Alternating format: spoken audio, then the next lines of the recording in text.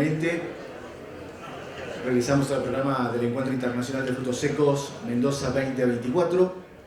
Actualización en nueces, almendras y pistachos.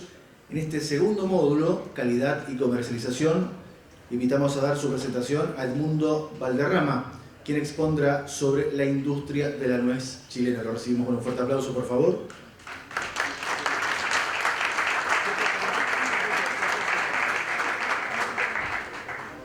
Vale recordar que al finalizar las presentaciones realizaremos un intercambio entre los expositores con preguntas disparadoras, como hicimos al final del primer panel previsto en horas de esta mañana. Presentamos brevemente a Edmundo, es licenciado en Administración de Empresas e Ingeniero Comercial de la Pontificia Universidad Católica de Chile, presidente de Chilenut, Asociación Gremial de Productores y Exportadores de Nueces de Chile 2020, 2021 y 2022. Ha desarrollado proyectos de frutales y ha sido productor de nuez por más de 500 hectáreas en los últimos 20 años. Ha sido accionista, director y gerente de las procesadoras y exportadoras de frutales de nuez Valvifrut, Sociedad Anónima, Subsole Nuts S.p.A. y Agrisur S.p.A. Actualmente es asesor y director de empresas agrícolas y agroindustriales. También es director ejecutivo de Exportap S.p.A., empresa de software de gestión de exportación. Muy bien, mi estimado Valderrama, tiene la palabra. Adelante, por favor.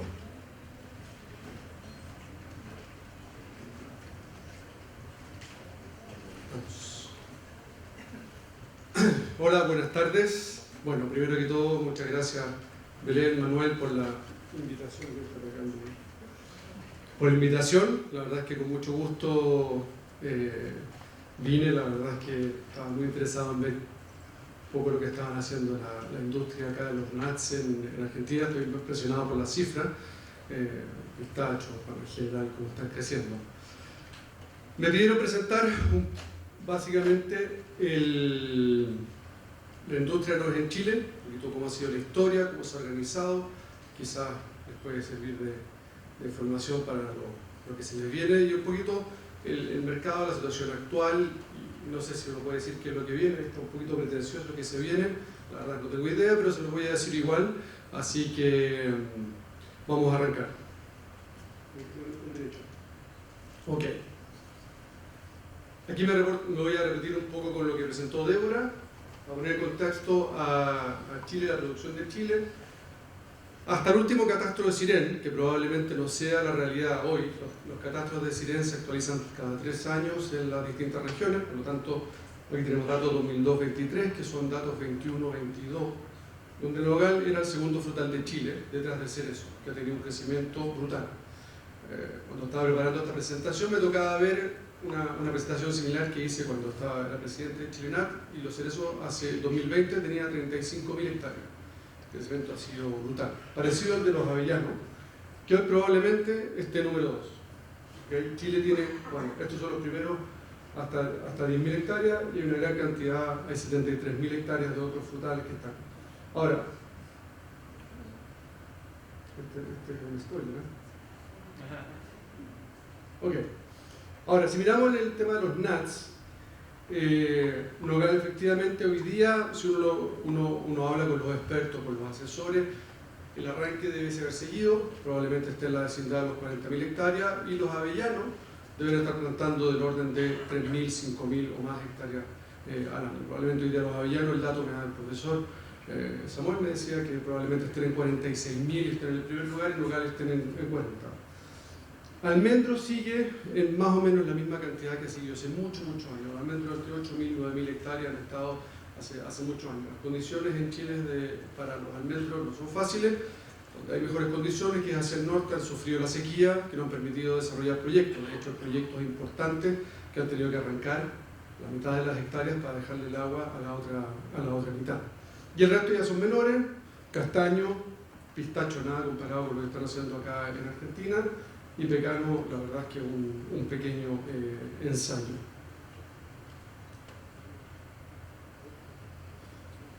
¿Dónde está distribuida la producción? También lo decía Débora. Hoy día la producción está distribuida en 1.100 kilómetros de largo en 8 regiones, y la componen 1.150 productores. La mayoría de ellos son productores, el 80% son bajo 50 hectáreas. Si bien en los últimos años ha tendido a crecer, como está de obra fuerte en el Maule. La distribución en las regiones, en la zona centro, la metropolitana sigue siendo la más importante, pero Maule ha crecido fuertemente. Y creo que es una combinación entre lo que decía el profesor, de la disponibilidad de agua, superficie de tierra disponible para hacer grandes proyectos. En Chile, una buena parte del crecimiento de la industria del hogar vino apoyado fuertemente por fondos de inversiones nacionales y extranjeros que entraron en el negocio. Fondos de pensiones de profesores de Estados Unidos, fondos de ese tipo que llegaron a invertir en grandes superficies, no solo en Nogales, sino también lo han hecho últimamente en Avellano. ¿Y dónde te encontraban eso? Lo encontraban en Maule. La zona centro tiende a estar muy atomizada en la producción.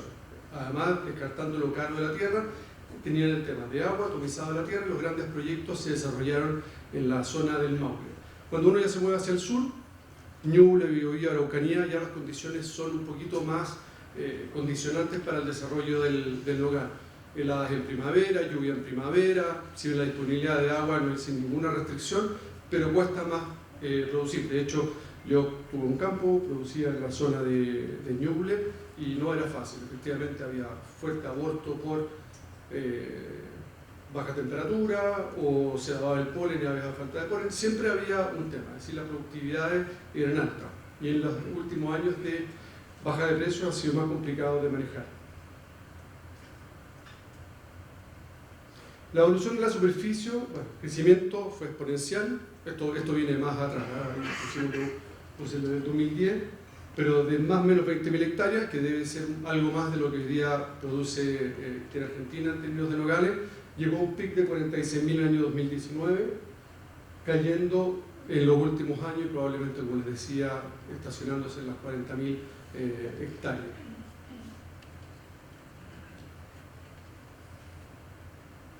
Bueno, obviamente la producción acompaña el crecimiento con un cierto desfase. Hubo fuertes saltos, es decir, hoy día la producción hasta el año pasado se multiplicó por 6 veces, de 30.000 a 180.000, 190.000 toneladas, situando a Chile en el segundo, tercer oferente del mundo. Pero yo diría que a partir del año 16 y 15 es cuando el Chile empezó a tener algún grado de relevancia en el mundo. Yo siempre cuento la misma anécdota. Un amigo mío de California, que lo conocí hace muchos años, yo lo llamaba y le preguntaba, oye, ¿cómo está California? ¿Cómo viene en producción? Y me contaba, él muy abierto, siempre ha sido muy abierto. Y yo le decía, oye, mira, cuando quieras saber algo de Chile, pregúntame. Nunca me preguntaba nada. El tipo no estaba ni ahí, no pesábamos nada para lo que era ellos, y ellos eran, como he dicho siempre, los reyes de las nueces. Y por ahí, por el 2015, 2016, me empezó a llamar. Oye, ¿cómo viene la cosecha?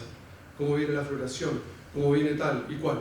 Efectivamente lo empezaron a sentir en los mercados y empezamos ahí a generar una mayor competencia.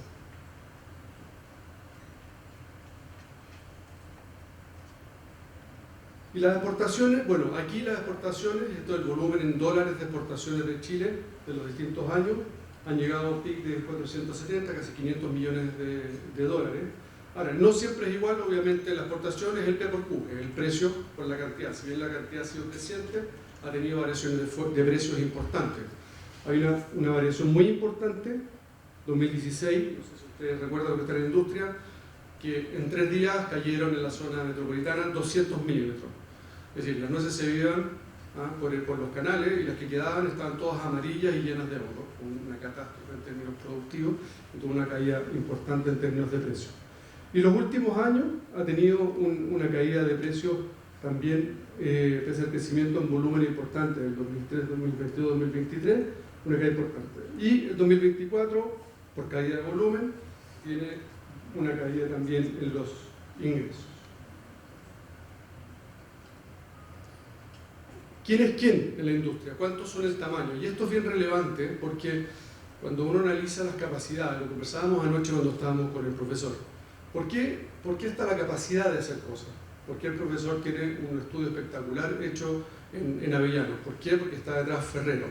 Ferrero es una compañía que hoy día domina el 90 y tanto % de las exportaciones de avellanas de Chile. Es decir, si Ferrero sigue en ese ritmo, va a estar él solo exportando del orden de 500 millones de dólares, 400 millones de dólares. Ese tamaño de empresa, ese tamaño de compañía genera la capacidad de invertir en tecnología, invertir en investigación. ¿Okay? Ahora, eso ha pasado también en Chile. Cuando las empresas agarraron cierto tamaño, logramos como industria hacer mucho más cosas que antes no se podía porque simplemente la escala no lo permitía. Ahora, hoy día los actores en general van cambiando, pero son más o menos los de día. El mayor actor en Aquena se ha movido entre las 15.000 y 24.000 toneladas en el año y ahí sucesivamente.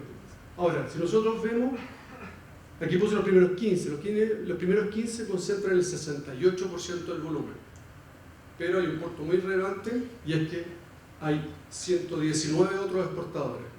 La industria chilena, que tiene muy poco, la economía chilena, que siempre ha sido muy abierta, tiene muy pocas restricciones para exportar, por lo tanto cualquier persona puede hacerlo. Y eso lo que muestra finalmente que hay, ¿te lo ven?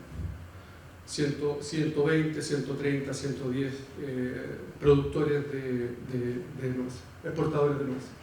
Ahora, esto ha tendido a concentrarse. Ustedes miran los últimos 7 años, 2017 hasta 2023, los top 20 empezaron a concentrar ya a cerca del 76%. La típica regla que enseñan las escuelas de economía, del 80-20 al 70-30, bueno, se está empezando a dar.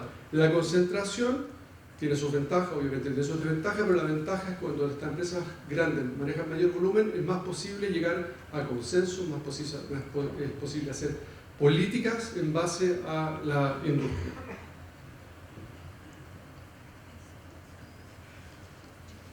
Veamos un poco a quién le vende Chile, a quién le exporta Chile el 2010. El 2010 Chile tenía una industria relativamente concentrada en 2 mercados, 24% Turquía y Brasil, y tenía una pequeña participación de otros en 23.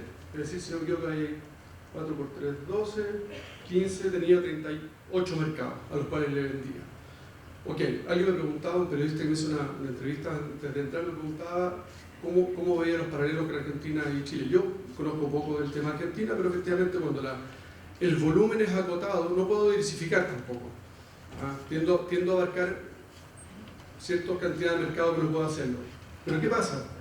Cuando en 2023 esto se fue a casi 190.000 toneladas, pasaron varias cosas. Bueno, hay movimientos en el mercado general, la erupción de India, brutal. ¿Okay? La apertura de India, la apertura fitosanitaria. India estuvo cerrado muchos años a la importación de nueces de cualquier origen. La abrió primero Estados Unidos y después a los 6 meses la abrió de Chile. Ahora, sigue teniendo muchas restricciones en términos de aranceles. Para que sepan, el arancel en India es de 100%, la que hace extremadamente cara para proteger a una industria local que está en el norte, en Cachemira, que tiene más bien política la protección. Es una zona de conflicto con Pakistán, por lo tanto tratan de proteger mucho la agricultura en esa zona. Ahora, el problema de eso es que está inhibiendo un consumo que podría ser brutal. Como dicen los gringos, esto podría ser un game changing de la industria de las nueces si 1.400 millones de habitantes tienen un acceso a un producto bastante más razonable de lo que está hoy. Ahora, Turquía sigue siendo importante, pero ya la concentración empieza a ser dramática. Y lo que es muy relevante es que los otros pasaron a ser 62 países y ya a un peso de 12%. Es decir, hoy día la industria de la nuez chilena está bastante diversificada. Se cae India, se cae Turquía, sí, duele. Es un problema, hay que administrarlo, pero no es algo que sea espantoso. Hay otros frutales como en Chile, ustedes probablemente conozcan el caso de los cerezos, en que el 99% se va a China. China le cierra el mercado a Chile en cereza y es una catástrofe nacional. ¿Okay? Aquí es sano, tenemos un mercado que está bastante diversificado y el cual podemos aguantar los golpes si viene de alguno de estos países por razones que a veces uno puede hacer. Hoy día el mundo está muy movido, la llegada de Trump, sus peleas que puede tener con China, sus acuerdos que puede tener con India, porque si se pelea con China tiene acuerdos con India, y si tiene acuerdos con India puede tener preferencias que a nosotros pueden perjudicar, y así sucesivamente. La verdad es que hay que ir día a día, a cada día su afán. ¿Cómo vende Chile?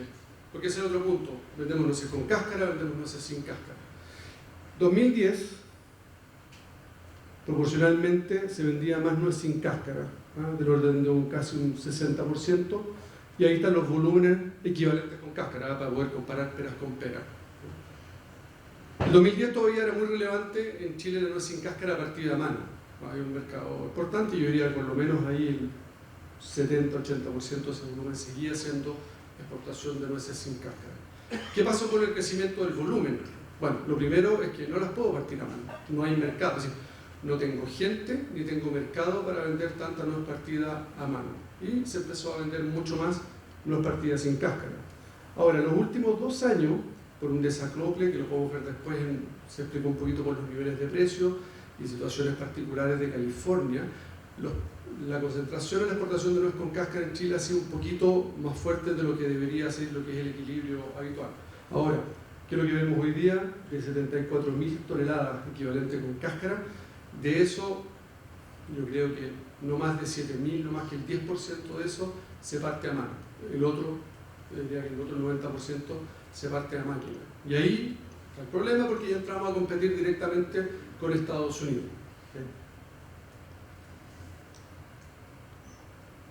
A ver, pasemos a contar un poquito de otra nuez. Como decía la presentación, a mí me tocó ser presidente de Chilenat en los años 20, 21 y 22.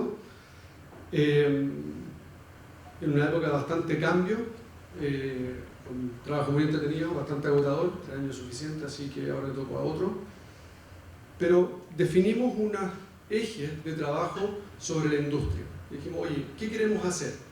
Ahora, no es que seamos súper imaginativos, Entonces fuimos a mirar qué es lo que hacen los gringos, y le cambiamos como 2 comas. ¿Por qué? Porque, bueno, si hay cosas que lo hacen bien, adaptémoslas. No hay que copiarle la pata. Yo contaba siempre que hay un asesor que venía de la Universidad de California, un extensionista que venía de Chile durante muchos años y nos asesoró y fue un gran aporte, pero tenía un defecto. Él copiaba, pero literal, lo que hacía en California a Estados Unidos.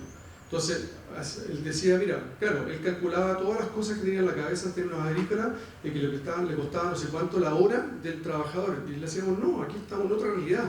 Oye, aquí podemos podar de otra forma, aquí podemos hacer otras cosas. Bueno, aquí adaptamos algo, lo que se hace, pero hay que aprender del camino recorrido. Básicamente, los ejes de trabajo son 3,5. El primero es industria, ya le voy a mostrar los detalles. Industria, advocacy. Si alguien sabe una traducción de la palabra advocacy que explique más o menos el castellano, por favor me la dice porque todavía no la encuentro. Creación de demanda. Y el último punto, comunicación y evento. Vamos un poquito al detalle de cada uno. Industria. ¿Qué es lo que hicimos en industria? Bueno, aquí lo primero es tratar de partir de la base. Aquí sin producción no tenemos proceso, no tenemos exportación. Es decir, la base es tener una producción competitiva. Y durante muchos años se crearon seminarios, se trajeron expertos y se fue creando el ambiente para hacerlo. Ahora, el crecimiento, todo esto lo tiene el carro. Aquí uno por mucho que quiera hacer política, si no hay alguien que tire el carro, no pasa nada. El mejor ejemplo nuevamente es Ferrero. Ferrero con nada en Chile, en Avellana, y con el poder que tiene. Ferrero, para que se haga una idea, se gana del orden de 2.000 millones de euros última línea al año. Acá yo dueño de un banco. Y con esa capacidad tiene capacidad de tirar el carro. Bueno, el volumen de producción, los mercados fueron tirando el carro y fuimos capaces de hacer cosas. Y crear industria es, bueno, mejorar la capacidad de producción. Y hoy día la producción en Chile tiene un buen nivel. Cuando uno mira los grandes números, no tiene nada que envidiarle a Estados Unidos en sus promedios. Es decir, en términos de productividad, por lo menos no estamos más mal que los principales actores del mundo, los principales con que competimos. Pero hubo un fuerte trabajo en eso. Y se creó también conocimiento. Es decir, antes en las escuelas de agronomía en Chile no se pasaba ni una clase local. Hoy día no solo las pasan, hay cursos, hay seminarios, hay posgrado, etcétera, etcétera. Hay trabajo, están haciendo doctorado en nuez, algo impensado hace 10, 15 años atrás. Y eso, la verdad, es que fue la base para generar un producto. El segundo fueron normas, crear normas. Chile siempre ha tenido las normas chilenas, que son de carácter voluntario, pero se actualizaban muy tarde y además muy desacoplado a lo que estaba pasando en la industria. Hoy día lo que hace es que Chilenat, la industria, es el referente para la norma. Si hoy día vemos que la norma se está quedando atrás y la industria va y le propone al INN, al Instituto Nacional de Normalización, oiga, miren, necesitamos actualizar las normas. Eso pasó, por ejemplo, en 2015, cuando un minuto ya se estaba empezando a crecer el volumen, la norma hacía referencia mucho más sin cáscara, actualizamos a partido mecánico y eso generó, además, con las cartas de colores, de defectos y otras cosas, el nivel que tiene que estar. En algún minuto se creó también que fue muy útil en su minuto, un sello de calidad. Nuevamente, voluntario para los socios. En ese minuto habían 2 asociaciones, era otra parte de la historia, que les puedo contar un poco después al final, pero básicamente eso lo que daba era un respaldo. El comprador decía, mira, este viene con el sello de la asociación, ok, esto es un check. Eso funcionó y después tuvo una muerte natural cuando la industria maduró y cuando se emparejó la cancha hacia arriba. Es decir, hoy día en Chile deben haber 10, 15 actores, 15 empresas que hacen muy buen trabajo. Es decir, para el 16, 17 y 18, si quiere hacer algo, no puede hacerlo mal, porque va a desentonar inmediatamente. Y por último, y en eso tengo que decir con mucho orgullo que fue un poco mis sellos en el inicio cuando llegué a Chilenat, es información. La información es clave, es decir, los actores, probablemente por la formación profesional, yo no soy ingeniero agrónomo, tuve una formación económica, hoy día los actores necesitan tomar decisiones informadas. En el pasado tocaba mucho que los que eran un poco más grandes decían, mira, yo me la sé todo y por lo tanto escondo la información, no va a estar, etcétera, etcétera. Bueno, decía, oye, mira, viene una cosecha mala, tenemos mala calidad, no sé qué, no, mira, escondamos la información, esta cuestión nos va a ir mal. No, el problema es que el mercado siempre va a creer que tú estás peor de lo que estás. Es decir, el mercado cree que tú estás con el agua hasta la nariz cuando en realidad hasta el cuello. Aquí respira, aquí te moriste. ¿Ah? Entonces, la clave fue generar información. Y la información, primero, son estadísticas. ¿Cuánto estamos embarcando? ¿Cuánto estamos vendiendo? Eso se hace mensualmente desde hace ya bastantes años. Veo que NASFOR Argentina está haciendo muy parecido. ¿Ah? Nosotros le copiamos el formato a los americanos y NASFOR Argentina es lo mismo, perfecto, son todos iguales. Cualquier persona del mundo mira la información y va a entender qué es lo que se está diciendo. Ese fue lo primero. Y después lo otro que empezamos a trabajar y que costó bastante es que los socios de Chilenat informaran qué grado de compromiso tenían de venta. Es decir, yo estoy parado el 15 de febrero, mira, de mi volumen total, tengo vendido un 8, un 10, un 15, eso lo recibe la asociación, lo trabaja en forma anónima y genera una información que se publica y que se sabe, y uno sabe cómo está. Y si estoy mal vendido, si tengo una curva en que estoy vendiendo poco, bueno, tengo que ajustar mis precios. Pero lo hago en la medida, no lo hago de loco, no me vuelvo loco, lo ajusto un poco. ¿Ah? Lo peor es tomar malas decisiones. Vamos a ver, por ejemplo, lo que ha pasado con los precios a partir de tener información deficiente. Advocacy, bueno, esto es fácil. Representación nacional y internacional. Ministerios, autoridades, servicios, etc. Hay problemas internos, hay problemas externos, a veces se pasan leyes que no las piensan y uno se encuentra a veces con problemas, bueno, hay que solucionarlo. Y eso las empresas individuales no son capaces de abordarlo, lo tienen que hacer a nivel central alguien que representa a la industria. A nosotros nos pasó que éramos el patito feo de la industria de la fruta. No sé, los que nos conocen en Chile hay una gran asociación que se llama SUEXO y se llama Frutas de Chile, que representaba la fruta fresca. Y las nueces, la verdad es que no funcionaban mucho. ¿Okay? Bueno, ¿cuál fue el resultado? Por ejemplo, en el caso de la negociación de acuerdo de aranceles con Turquía de hace unos 20 años atrás, no había nadie que representara las nueces, 20 y algo fue. El resultado pagó la cuenta. Liberaron la fruta fresca, las nueces quedaron con arancel. Tú tienes que estar presente y tienes que ser capaz de representar en este tipo de negociaciones, porque siempre hay alguien que en esta negociación los gobiernos da algo. Si tú no estás para defender tu posición, nadie la va a defender por ti. Al contrario, tú vas a ser la moneda de cambio. Y después lo otro es estar en tratado, el INCA. Lo que no conozca el INCA es el International Nut Council, es una organización mundial con sede en Barcelona, en que reúne a todos los productores, exportadores, importadores del mundo en nuts. Y es el cual genera la información global, invierte en investigación para promover el consumo y tal. Ahí también en el fondo hay que estar. Argentina tiene representación ahí también, pero hay que estar presente y hay que estar activo para poder estar en las decisiones. Por ejemplo, en Europa, que les encanta poner y cambiar las leyes cada tanto, si uno no es parte de Chilenat, no está sentado en esa mesa, cuando van a negociar nuevamente cualquier cosa, la verdad es que uno termina siendo el que paga la cuenta. Y por último, la creación de media demanda, que esto ya es más caro, más oneroso. En Chile, durante muchos años se trataron de hacer campañas de demanda y no teníamos los recursos, no teníamos el tamaño de industria para poder abordarlo, y finalmente el año 2020 me tocó a mí debutar con las campañas de marketing. Se recauda entre todos los exportadores, cada uno pone hoy día medio centavo de dólar por kilo exportado. Eso se junta una cantidad, se postulan a proyectos estatales y se logran hacer campañas hoy día humildes comparado contra Estados Unidos. Si nosotros hacemos una campaña en India de $500.000, $750.000 y Estados Unidos hace una de $5 millones. Pero bueno, algo es algo. Y con eso vamos poniendo nuestra semillita en los distintos mercados, que son lo que nos interesa, por lo menos el foco para Chile. Hoy día tenemos dos campañas, India y España. Se hizo en Alemania en los años pasados, la verdad con poco impacto, y se cambió en Europa a España.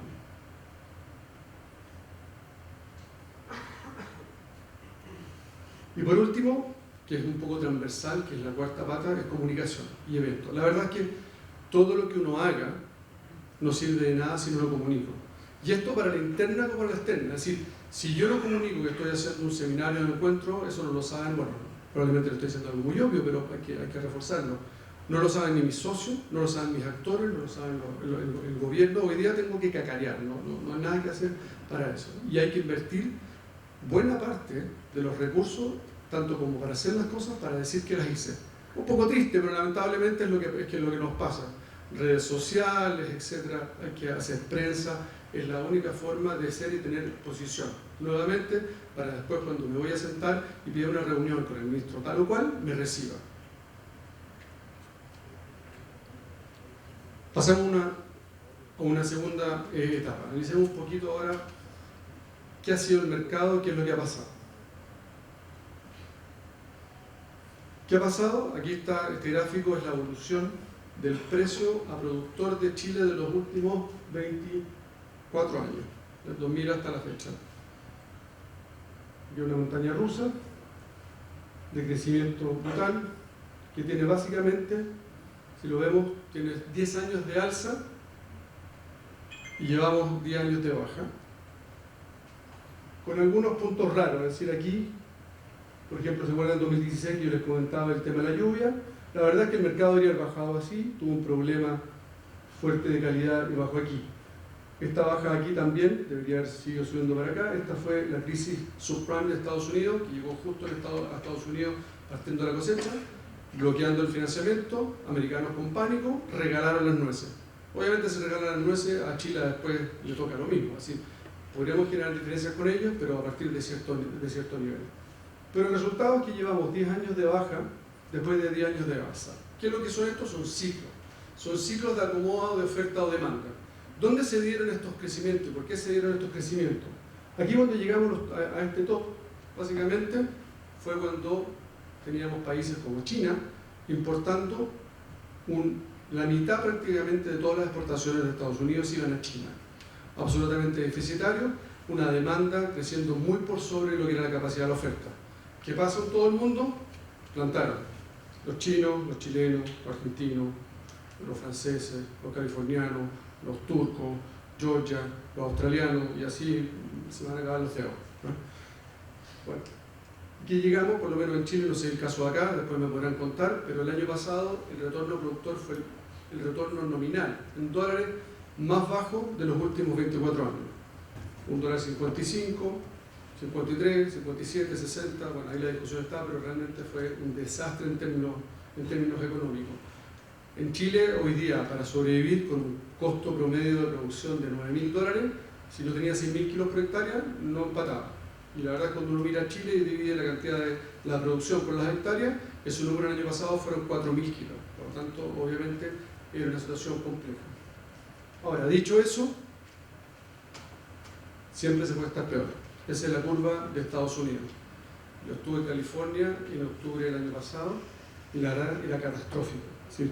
California, que el año pasado recibió a productor 70 centavos por kilo, no libra, kilo. Era una masacre. Es decir, hoy día la cantidad de huertos que estaban abandonando, el arranque que estaban teniendo era muy importante y la verdad es que los tipos estaban con una crisis, estaban muy complicados. De hecho, hace menos de un mes y medio, quebró una empresa grande que hacía 50 millones de kilos en Estados Unidos. Ahora, ¿por qué se da esto? Se planta, se produce. Entre el año 19-20, la temporada que estamos juntando Estados Unidos, China y Chile, el crecimiento en la oferta fue un 42%. Alguien me preguntaba sobre la demanda. La demanda por los nuts y por las nueces ha crecido en el mundo y sigue creciendo. Eso es bueno. Lo que pasa es que la producción creció a tal nivel que obviamente se ajuste la oferta-demanda y luego los precios a niveles que no habíamos visto nunca. El año pasado, si no recuerdo, las nueces con cáscara costaban más baratas que el maní. ¿No, Alejandro? ¿Sí? Bueno, la verdad es que era una catástrofe. ¿Y aquí quién aportó? La verdad es que todos. Si ustedes miran, Estados Unidos 371, 488, China 134, 251. Aquí, bueno, el que menos aportó en términos absolutos fue China. Los chinos ha sido brutal. Los chinos desde el 2015, que eran deficitarios, y que esto obviamente los chinos lo vieron venir con el crecimiento, venían con una promoción de plantaciones muy importante que ha llevado más o menos la producción a 1.500 millones. La verdad es que se sabe poco de China. Lo que uno termina sabiendo, porque tú ves, es el diferencial entre producción y consumo, que son lo que exportan. Que finalmente para esta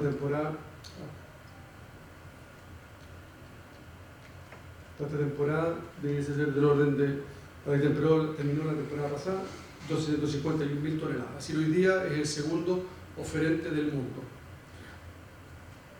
Sí. Ahora, vamos un poquito al área chica. ¿Qué es lo que nos pasa a los chilenos, a los argentinos cuando enfrentamos las temporadas? La verdad es que a nosotros los chinos nos pegan directamente. Aquí lo que nos pega directamente es que lo está haciendo California por lejos, ¿no? Me gustaría después que hablar con los argentinos que me digan cómo hacen el análisis ellos, especialmente este análisis que hacemos nosotros los chilenos cuando entramos al mercado.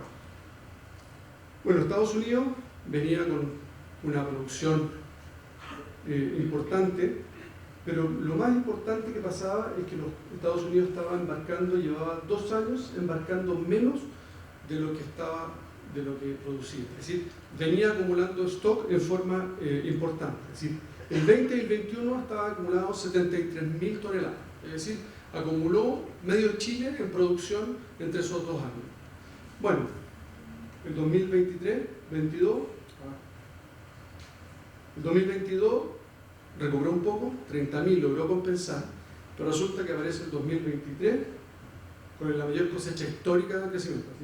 Se pegó un salto de 70.000 toneladas, brutal de un año para otro. Obviamente ese nivel de crecimiento presiona los precios en forma brutal. ¿Y qué es lo que pasa? Nosotros empezamos la temporada y nosotros vamos a ver cómo son sus stocks crecientes en el tiempo. Y después, ¿qué pasa? Llegamos a febrero, que es cuando empezamos a decidir, bueno, no sé si conocen, por lo menos en el caso de Chile, el mercado abre en una feria en Dubái que se llama Gulfo, donde se empieza ahí con los perritos a abrirse, y ahí se empiezan a setear los precios. Bueno, llegamos a esa instancia y siempre, todos los años, llegábamos con Estados Unidos con más y más stock, presionando los precios a la baja. Bueno, ¿qué pasaba? Por lo menos Chile abría por sobre Estados Unidos y Estados Unidos empezaba a acomodar su oferta y finalmente llegábamos a agosto de cada año, cada temporada, con stock más o menos razonable en los últimos años. ¿Pero a qué costo? Unos precios por el suelo. Es decir, el mercado funcionó, pero en la pasadita tenía productores del mundo pasándolo muy mal. Vamos un poquito a entender cómo venden en Estados Unidos. Estados Unidos, la nuez con cáscara, para abreviar pongo ahí NSC, ha crecido fuertemente en Medio Oriente, principalmente Turquía. Turquía es un comprador que tiende a ser oportunista en precio, por lo tanto ha estado tomando estos últimos años estos precios bajos de Estados Unidos para suplir su mercado interno, pero además pasa que Ramadán, que es una época importante de consumo, se adelantó con respecto a lo que era y hoy día nosotros en el hemisferio sur no llegamos a Ramadán ya hace como 3-4 años, por lo tanto hoy día se cubre con Estados Unidos, hay un consumo importante. Ahora, ¿qué es lo que ha estado creciendo? Hacia el Pacífico, que es especialmente India. India ha crecido, hoy día India importa mayoritariamente de Chile, importa entre 30.000 y 50.000 toneladas de Chile, la otra diferencia la lleva de Estados Unidos. Y algo Argentina que llega también vía Dubái. Ahora, en el caso de la nuez sin cáscara es un poquito distinto, porque aquí, ¿quién es el que ha crecido de forma importante? Es su propio consumo. La buena noticia es que Estados Unidos ha logrado, con estos bajos precios, aumentar su consumo, cosa que no había logrado en 15 a 20 años. Es decir, uno miraba la producción, no per cápita, la producción, el consumo local estaba plano. Y están logrando subirlo. Ojalá que se mantenga, porque todo lo que Estados Unidos consuma y logran subir lo que se quede en la casa, obviamente a nosotros nos ayuda porque es un kilo menos que compite contra nosotros. De hecho, una parte importante de sus campañas de marketing, de decenas de millones de dólares, la están gastando localmente. Y lo otro, bueno, tiene algo de crecimiento en Europa en los últimos años, que ha sido un poquito en contra de Chile. No sé si recuerdan que Chile les decía que había bajado su volumen de exportación sin cáscara, bueno, básicamente porque Estados Unidos a bajos precios ha tomado esa posición, y cuando uno hace el análisis en Chile, oye, esta nuez la vendo con cáscara, la vendo sin cáscara, en los últimos años esa cuenta la ha ganado principalmente la nuez con cáscara. Vamos a mirar un poquito los precios.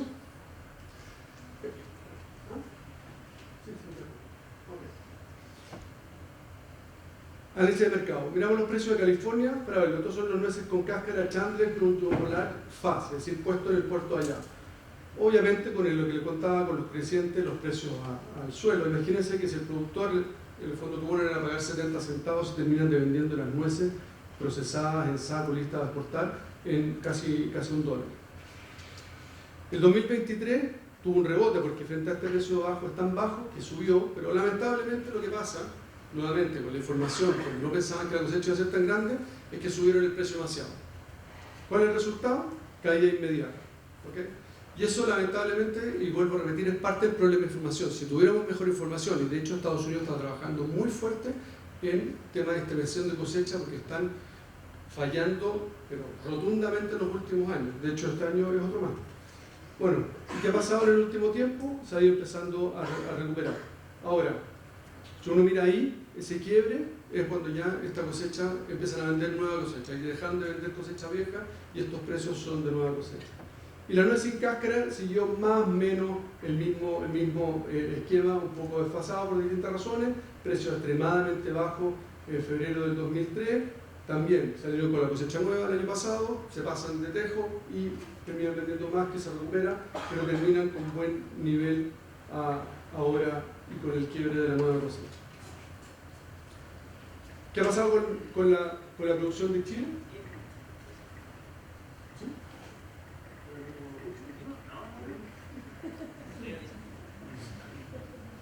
Producción de Chile, como les decía, habían llegado a un pico de 186.000 toneladas el año pasado.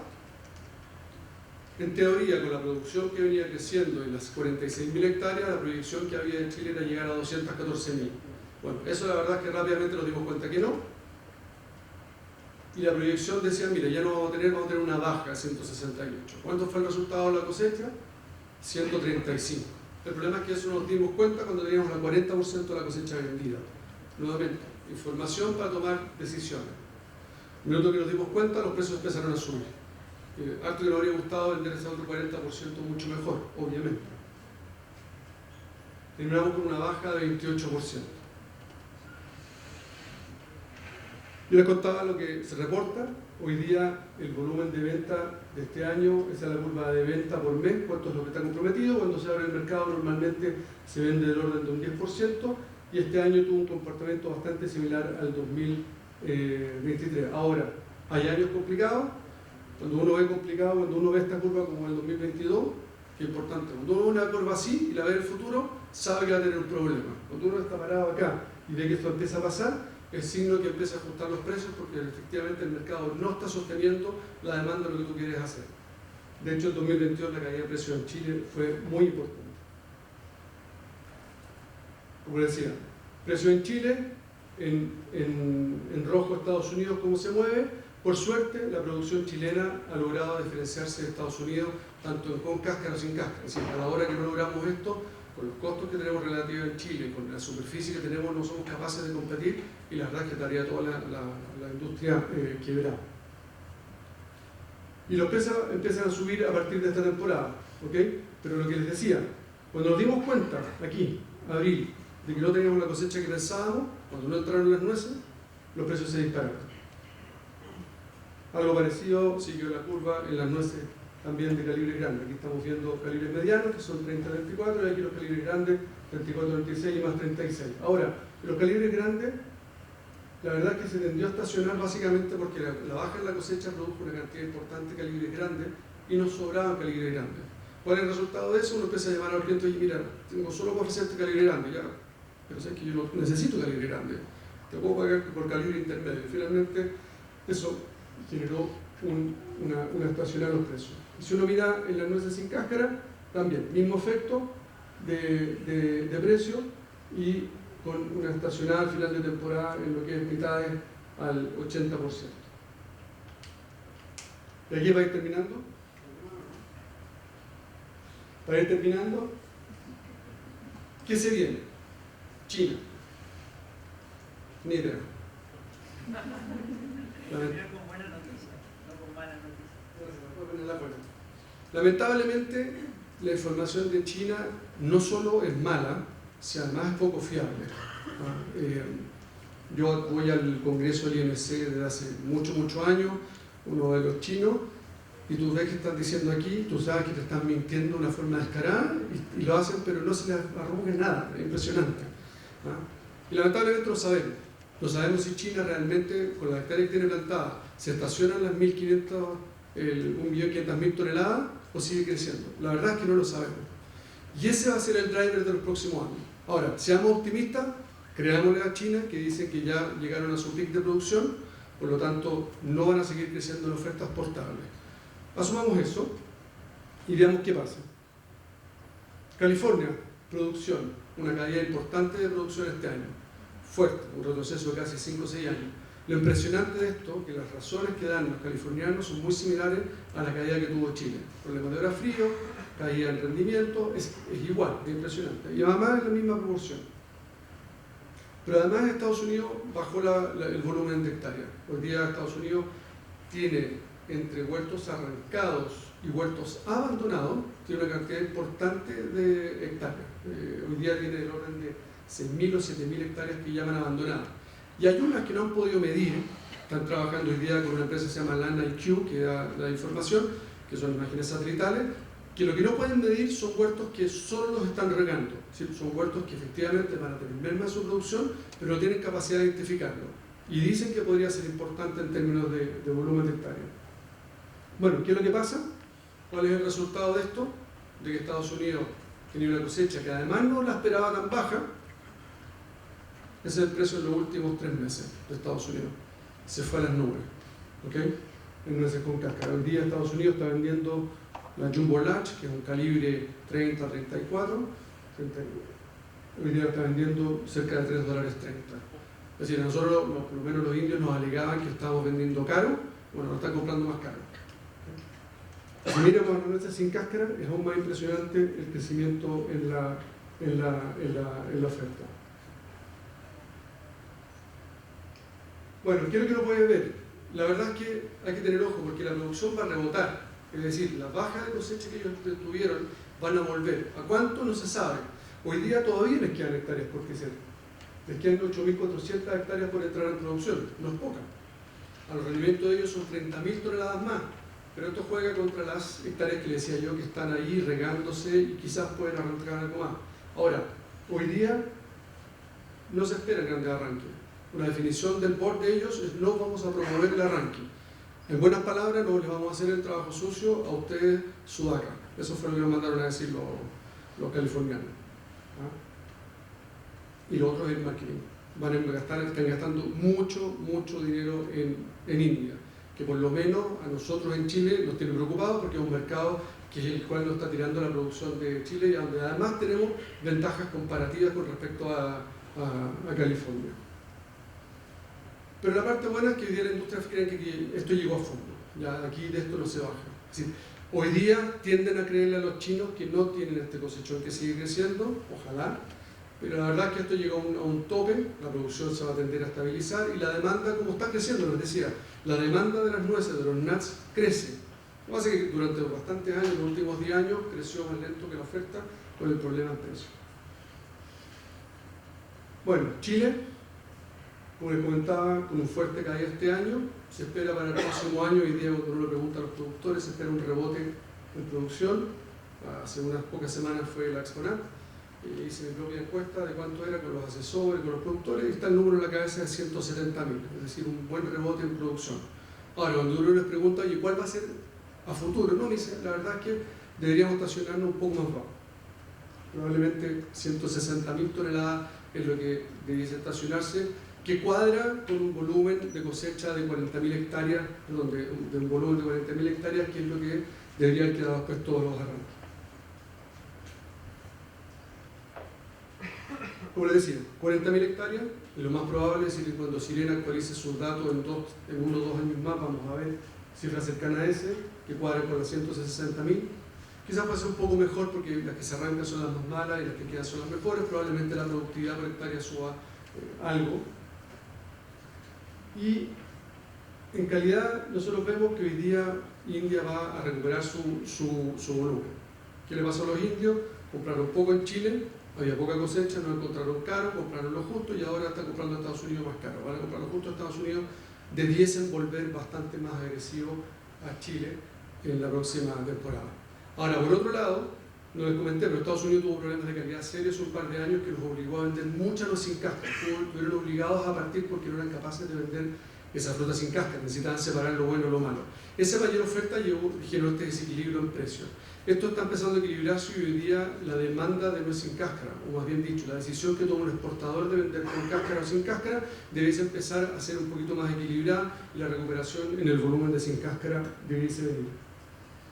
Se van a enfocar Chile en las campañas de marketing en India y España, del orden de $750.000 totales, 500.000 por lo menos en India, con un impacto, la verdad es que todavía no somos capaces de medirlo porque para esos montos uno está haciendo más bien un B2B, se trata de hacer algo a consumidores, pero un país de 1.400 millones de habitantes es bien difícil de cuantificar los resultados.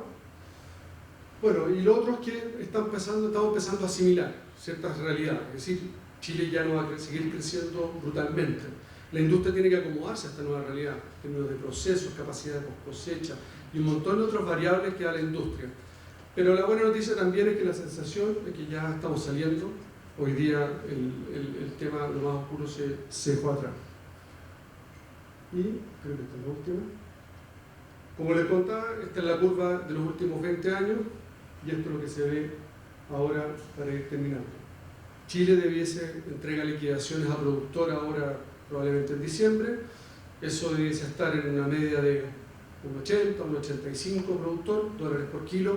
Eso es lo que se espera. Obviamente hay una variación de más o menos siempre 20 o 30 centavos dependiendo de las calidades. Pero lo más impresionante de todo es esto. Estados Unidos está haciendo sus primeros pagos a los productores ahora en base a una proyección de $2 por kilo a productor. Es decir, hace muchos años, si no son décadas, que Estados Unidos tenía un retorno a productor. Si el productor de Estados Unidos, que el año pasado le pagaron 70 centavos, ahora van a pagar $2, bueno, por mucho que le caiga la producción un 30%, la verdad es que está en una situación infinitamente mejor.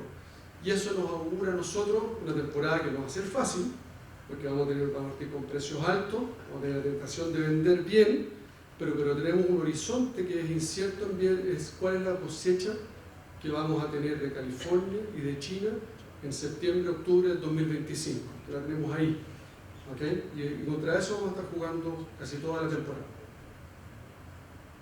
Muchas gracias.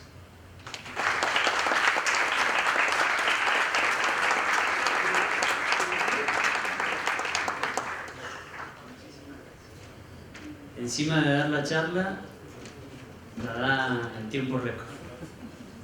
Bueno, muchísimas gracias Edmundo. Te agradecemos tu presentación.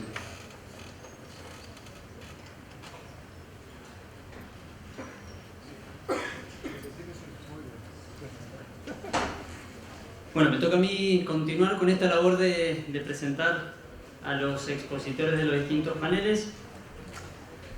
A continuación tenemos la participación de la magíster ingeniera agrónoma Lidia Podestá, de la Facultad de Ciencias Agrarias, con su presentación sobre parámetros de calidad de nueces. Lidia, bueno, es una la conozco personalmente, pero para quien no, es una destacada experta en fruticultura en calidad de nueces, con una trayectoria académica y profesional de prestigio. Lidia ha sido profesora de la Cátedra de Fruticultura, compartiendo su conocimiento y experiencia con generaciones de estudiantes, entre los cuales me incluyo. Además, ha desarrollado una carrera como docente investigadora, abordando temas relacionados con la producción y la calidad de frutos. Su formación académica incluye un máster en riego y drenaje, lo que le ha permitido profundizar en la gestión del agua en la agricultura. En los últimos 6 años, Lidia ha trabajado como consultora en el área de calidad de nueces, brindando asesoramiento y apoyo a productores y empresas del sector. Lidia, te escuchamos. Muchas gracias. Buenas tardes. Ya me puso 20 años más el Manuel con la presentación. Bueno, muchas gracias por la invitación. Yo felicito al grupo de jóvenes que han organizado esto, que la verdad me parece que es impecable. Y a mí me han invitado a presentar un poco un programa de vinculación tecnológica que está saliendo de todo lo que es los datos de exportación que se han escuchado, está orientado hacia productores pequeños. Así que la charla tiene como otro tinte. Al final voy a comentar un poco en qué ha consistido este proyecto de vinculación. Bueno, sabiendo que el valor de una producción no solamente está dado por los rendimientos, se hablaba mucho de los rendimientos, que realmente es lo que marca el precio del mercado, pero también es muy importante la evaluación de la calidad. Y en años de precios deprimidos, mejorar o poner un énfasis en optimizar la calidad puede ser una ventaja para mejorar la rentabilidad. Estos son los... ¿Me voy a correr? Esto es lo que quiere un consumidor de nueces en el mundo hoy. Se demandan nueces de mayor calibre, los colores que se buscan son los más claros, por eso toda la comercialización está hecha en base a valores light y extra light. Y el consumidor, a través de evaluaciones sensoriales, sabemos que vincula las nueces oscuras con el sabor amargo. No quieren nueces con rancidez, las quiere libres de defectos y sobre todo que sean seguras para el consumo. El calibre es la principal variable, junto con el color y el llenado, que sirven para las operaciones comerciales, digamos, para los negocios. En el momento de negociar los precios, el calibre es muy valorado, depende de muchísimas variables, pero la más importante dentro del cultivo, y que quiero mencionar solamente porque se ha hablado mucho esta mañana, es el riego. Hay varios puntos críticos, se define exclusivamente en el cultivo y el punto más importante es el riego. He escuchado con atención muchas experiencias de tratamientos de riego deficitario y de riego sostenido. Hay mucha bibliografía que destaca claramente, me acuerdo la presentación de Débora, digamos, del momento de iniciar el déficit. Hay que tener mucho cuidado en los meses de noviembre y diciembre en Mendoza, cuando se produce el crecimiento de la semilla. Esta época del año en la que hace este calor de este momento es el momento en que la semilla está creciendo. Entonces semilla y pelón se crecen potencialmente en este momento y después lo único que hay que hacer es el llenado de esa fruta. Entonces hay muchas variables que considerar, pero el riego es una variable determinante del calibre que uno obtiene. El color es la otra variable muy importante en la decisión de los precios. Y obviamente el color, por suerte nosotros tenemos en Mendoza principalmente la variedad Chandler, que potencialmente es una variedad de color claro, pero el color puede ser modificado por diversas condiciones. Una son las condiciones climáticas. He escuchado que acá hay gente de distintas zonas del país y bueno, todos deben tener claro que en las zonas más frescas y con humedades mayores los colores son más claros. Esto es muy común en los valles andinos, desde acá hacia el norte del país, y esto es así porque permite que la nuez sea cosechada con un punto de madurez.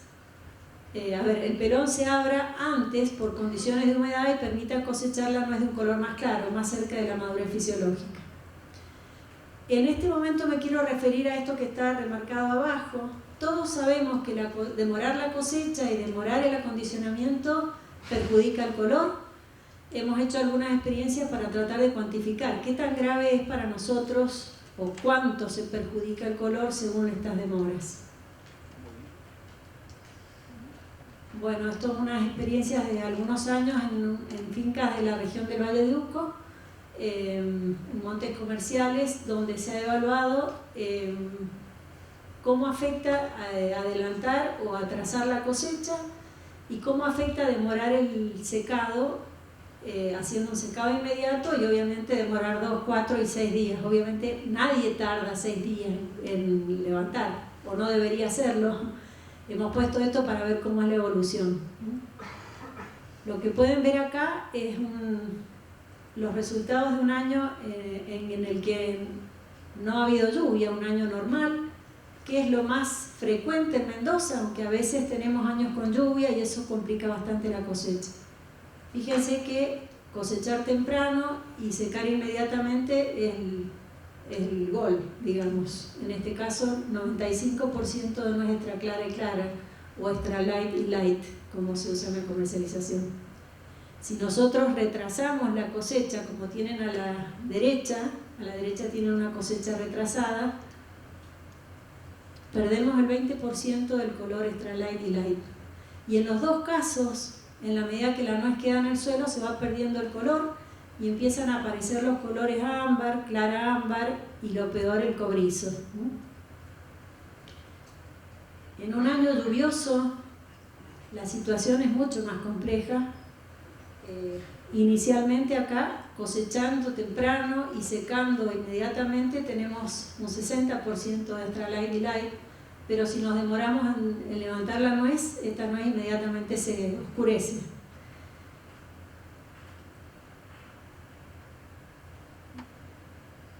Y mucho peor cuando demoramos la cosecha. En años lluviosos, este año fue un año donde llovió prácticamente durante todo el mes de cosecha, y lo que ocurre es que no hay posibilidad de cosechar nuez de colores claros y extra claros, aunque la sequemos inmediatamente. Además de la nuez perder color en el suelo, tenemos otros problemas muy grandes de dejar la nuez descansando en el suelo, ¿no? El primero es la aparición de manchas. Fíjense ahí, la curva azul representa la cosecha temprana y la curva roja la cosecha tardía, es decir, demorar la cosecha nos aumenta las manchas, nos aumenta los hongos, pero si además esa nuez queda en el suelo, sobre todo en un año con lluvia, perdemos tremendamente calidad. Y cuando digo perder calidad me refiero a esto, a este nivel de manchado. Mancha grave, daño por hongos, y aquí a la derecha daño por insectos. El primero, el tomielois, y el segundo, el que está más al costado, es el daño prolijo que hacen las hormigas. Es decir, cuando uno deja la nuez en el suelo, la nuez está perfectamente apta para ser atacada. Entonces, demorar la cosecha nos puede producir algunas pérdidas de color y en años húmedos algo de hongos, pero demorar el secado nunca debe ocurrir. Cuando nosotros demoramos el secado, perdemos calidad. Piensen ustedes que esa nuez está con alta temperatura, con alta humedad y en el suelo, es decir, cerquísima del punto de contaminación. Entonces, indudablemente es mucho más grave demorar la nuez en el suelo. Las recomendaciones son cosechar temprano, lo más cerca posible, es decir, inmediatamente que se raje el pelón, y acá vienen todos los tratamientos comerciales de aplicación de Tefón. Y siempre tratar de cumplir todo el proceso en un día, es decir, remecer, hilerar, recoger, que es la cosecha, despelonar, lavar y secar, todo en 24 horas. El otro punto muy importante es la humedad de la nuez. Obviamente ustedes conocen los valores del secado. La nuez se seca a un 10%, o en términos prácticos el productor lo hace al 8%, para asegurar que no haya ninguna nuez que supere el 10%. Esto está relacionado con la actividad de agua y eso está relacionado con el tema sanitario, ¿no? Que no desarrollan microbios. En años secos nosotros cosechamos con humedades del 18 al 20% y esa humedad demanda para ser llevada al 8% un tiempo de secado que está entre las 15 y 20 horas. Pero en años húmedos el tiempo de secado se duplica y entonces es muy importante tener en cuenta la capacidad de secado. Muchas veces se dice que la capacidad de secado, si una cosecha se hace aproximadamente en 25 días o en 20 días, una cosecha completa, la capacidad de secado debería ser la 20ª parte, de manera que yo en esos 20 de la producción total, de manera que yo esos 20 días pueda secar todo. Pero hay que tener en cuenta que hay que sobredimensionar, porque si no en años húmedos se nos va a quedar la nuez en el suelo, como ocurrió en lo que comentaba recién El Mundo en Chile en 2016. Yo tuve la oportunidad de visitar, fui al Congreso de Chilenat, cuando justamente el tema de todo el Congreso era qué hacer en años de lluvia, cómo hacemos para poder secar esa nuez que cayó al piso. Además de la capacidad de secado, bueno, tener en cuenta las eficiencias de secado que están asociadas con la temperatura. En general, en Mendoza se trabaja con temperaturas de menos de 40 grados, pero en años de mucha humedad ya se está evaluando en Estados Unidos la posibilidad de hacer secados con doble temperatura. Una temperatura más alta inicial, cerca de los 43, 44 grados, para acelerar la pérdida inicial de humedad, que básicamente es de la parte de la cáscara, y una segunda etapa 38 grados, eso nos permitiría entonces acelerar los tiempos de secado. Bueno. Además de esos parámetros de calidad, tienen otros que se los he mostrado ahora. Todos los que trabajan con nueces conocen estos parámetros de calidad, que son defectos no deseables y que obligan a eliminar esta fruta en la selección. Entonces tenemos defectos externos e internos. Yo quería referirme a comentar esta última imagen, que es referida a la nuez sin cáscara. Recién escuchaba que la Chilenat empujó a realizar una normativa para la nuez cuando es pelada con pelado mecánico. La verdad es que nosotros no tenemos eso. Y estas manchas pequeñas que aparecen en el raspado, en el pelado, son del pelado mecánico, no se computan cuando uno evalúa, calidad para el mercado interno, no se consideran. Sin embargo, el consumidor sí que lo castiga, y además tiene otro inconveniente, que esta rotura de la piel produce una discontinuidad en esa protección que justamente es la piel. Cuando nosotros pelamos nueces, lo primero que eliminamos es la primera protección, que es la cáscara, y cuando nosotros hacemos partido mecánico, lo segundo que lastimamos es la segunda protección, que es la piel. Esta película que cubre la semilla contiene muchos compuestos fenólicos que son justamente los que protegen a la nuez del enranciamiento, y el enranciamiento es el fin de la vida útil de una nuez. Entonces, toda la industria de la nuez sin cáscara obliga a todo este manejo más cuidadoso que hay de control de temperatura, conservación en condiciones de bajo oxígeno, sea atmósfera controlada o atmósfera modificada, y a trabajar con el doble envase, el plástico tricapa o bicapa, que es donde se pone la nuez sin cáscara, que ojalá tenga permeabilidad distinta al oxígeno y al CO2, y después la caja de cartón para que la luz no deteriore la nuez. Se han evaluado, para alargar los tiempos de conservación y para simplificar la conservación de estas nueces, utilizar compuestos antioxidantes artificiales, digamos, coberturas antioxidantes artificiales, y también ya hay algunas experiencias en Estados Unidos usando coberturas naturales a partir de derivados que son residuos del aceite de nuez y harina de nuez.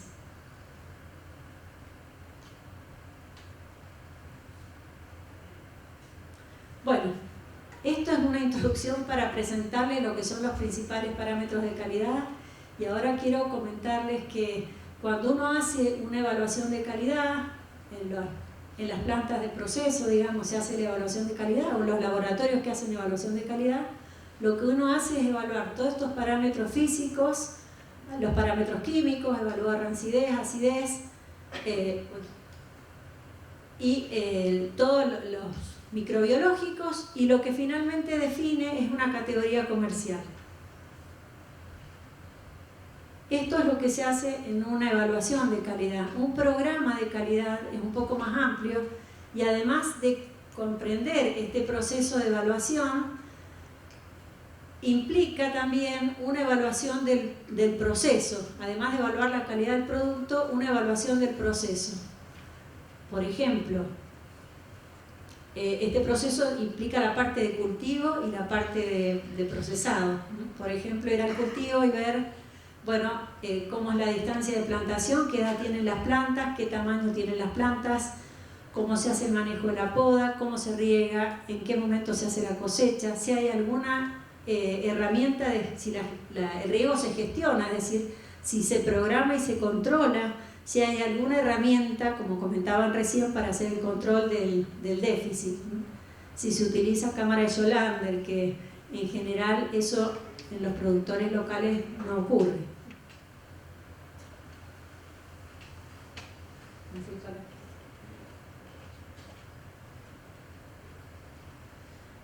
En la planta de procesado también uno evalúa factores que pueden ser claves en la calidad. Cómo viene la nuez del cultivo, si tiene piedras, si en el despelonado uno ve piedras que son las que producen el trizado, cómo es la calidad del agua, cómo es la presión de lavado. Muchas veces los problemas más grandes son por nueces que quedan sucias. Cómo es la humedad de corte, dónde se hace la estabilización, qué dimensión tiene el bien estacionario, qué movimientos tiene la nuez una vez que ha sido secada. La nuez una vez que ha sido secada es muy susceptible al trizado, sobre todo si está sobreseca, que eso puede ocurrir. Cómo se hace el proceso de calibrado, ver cómo trabaja la gente haciendo la selección y posteriormente también dónde se almacena y en qué condiciones. Con ese conocimiento de la evaluación de la calidad y con estas evaluaciones de procesos uno puede detectar puntos críticos y entonces hacer recomendaciones para que el pequeño productor sobre todo haga mejoras en su condición y haga a una mejora de su calidad. En relación a esto quiero contar que en Mendoza hay dos asociaciones de productores de nueces, por lo menos yo conozco dos. La Nuts from Argentina, que las dos tienen sus programas de calidad. La Nuts from Argentina está orientada claramente al mercado de exportación y hace evaluación de procesos y evaluación de productos, y justamente lo que gestiona es un sello de calidad que trata, digamos, de garantizar que la calidad que sale de esa asociación es la que está indicada en la etiqueta. La otra asociación es la Asociación Frutos Secos de Mendoza, con la cual la Facultad de Ciencias Agrarias comenzó a trabajar a partir del clúster de frutos secos.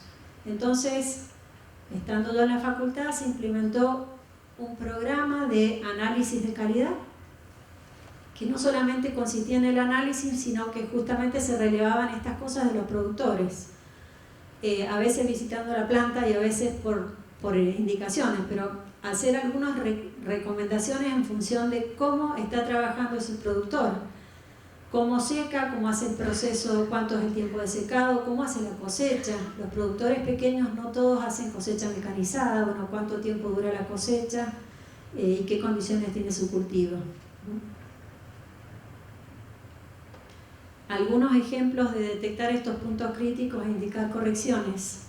Encontramos mucha nuez reseca, chuza le llamamos acá, o chuzo.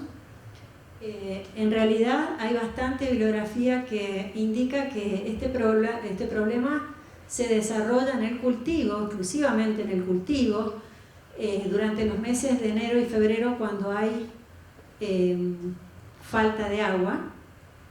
Pero esta falta de agua no tiene un efecto indirecto, sino que lo que produce es una reducción de carbohidratos de reserva.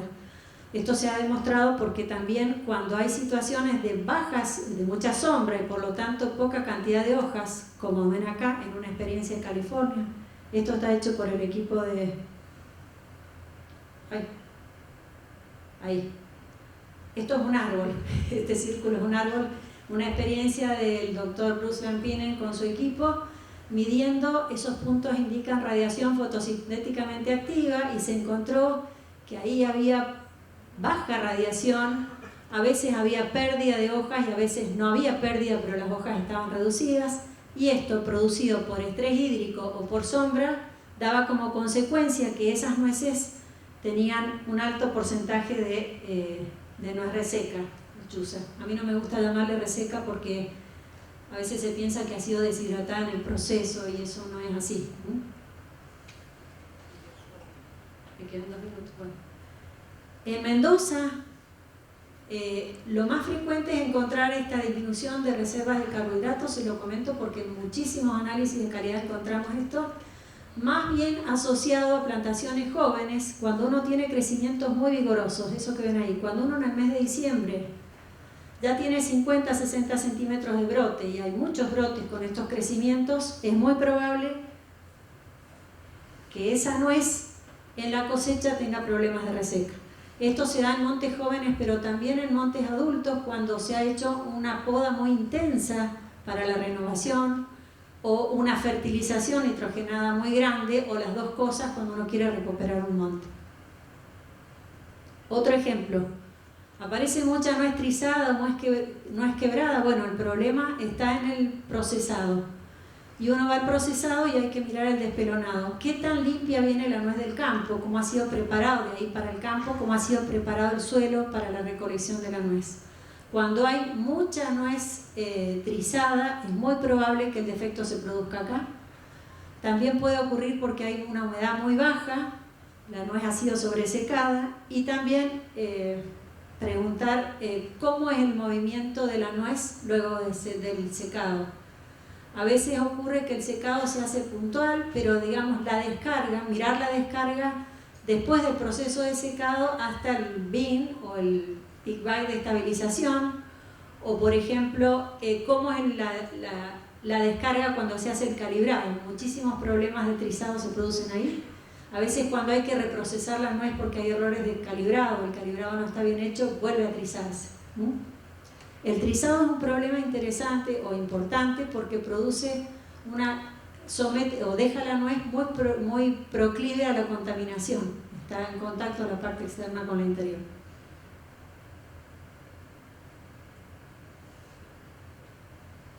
Bueno, el problema de color ya no lo voy a desarrollar más, pero solamente está muy asociado a las pérdidas, a las demoras de cosechar o levantar la nuez.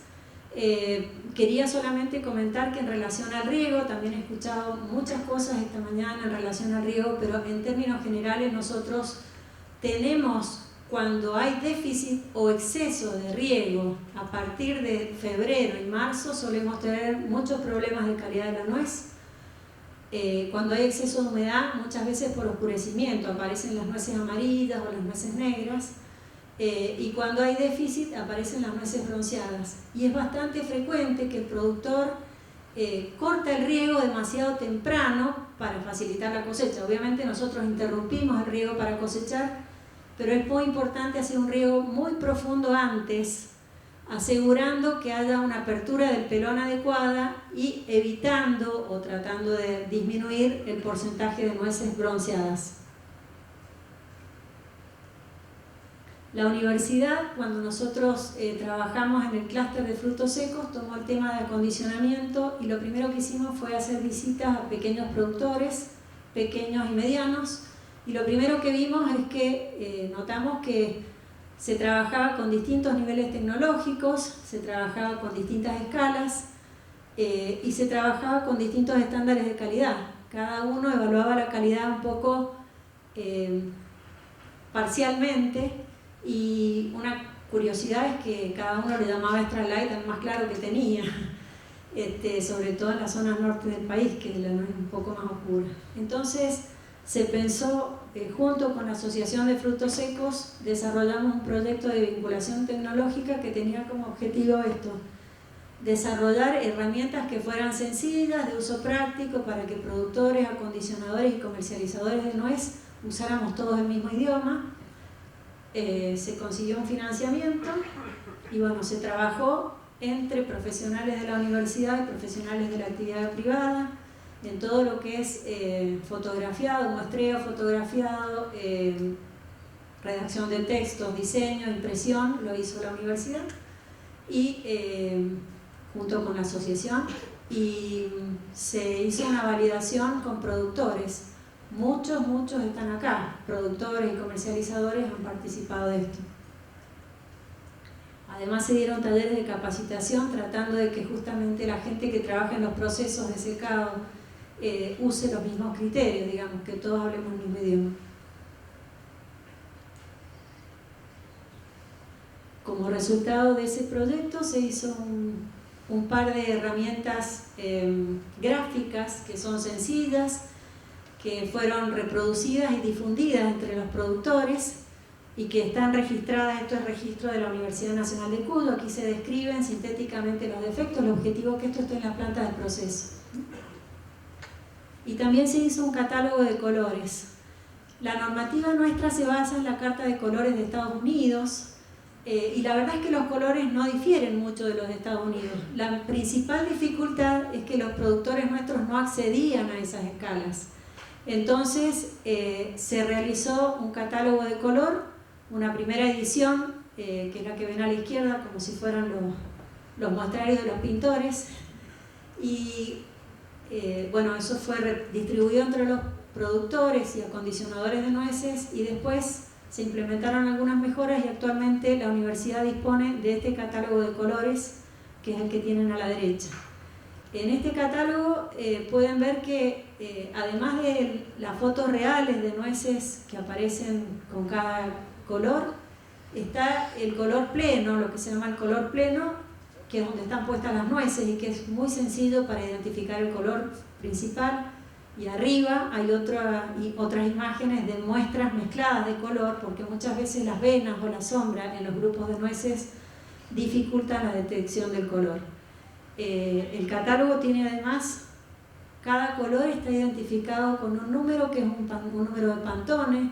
El Pantone es un sistema internacional de identificación de color que tiene una escala muy variada desde el punto de vista cromático y que se usa en las artes gráficas.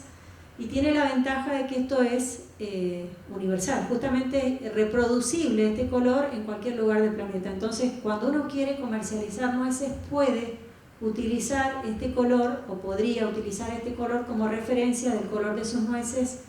Una persona en cualquier lugar del mundo puede acceder a este color a través de las tablas Pantone. Bueno, muchas gracias.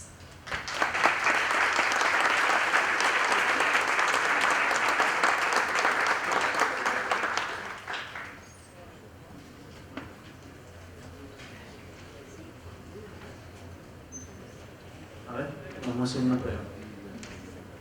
Bueno, le agradecemos mucho a la ingeniera Lidia Podestá. A ver.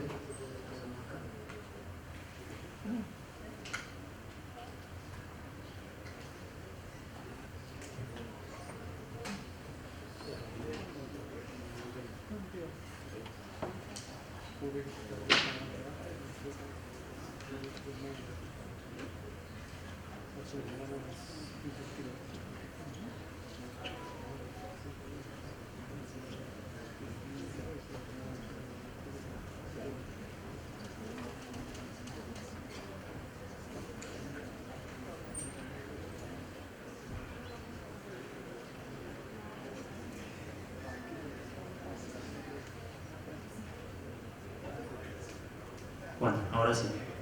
Gracias. Bueno, nuestra próxima charla está a cargo de Martín Gratoni, de la empresa UPL. La temática es Tecnología y Práctica de Fumigación en Almacenes. Martín Gratoni es ingeniero agrónomo recibido en la Facultad de Ciencias Agrarias de la Universidad Nacional de Cuyo. Ha integrado equipos de trabajo como ingeniero a campo, a cargo de tareas relacionadas al riego, nutrición y manejo fitosanitario en emprendimientos frutícolas y vitícolas.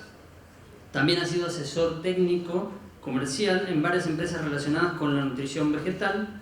En la actualidad tiene a cargo el desarrollo de mercado para el portfolio de productos de la empresa UPL Argentina, Sociedad Anónima, en Cuyo y en el Valle del Río Negro, La Rioja, incluyendo las provincias de La Rioja, San Juan, Mendoza y Río Negro.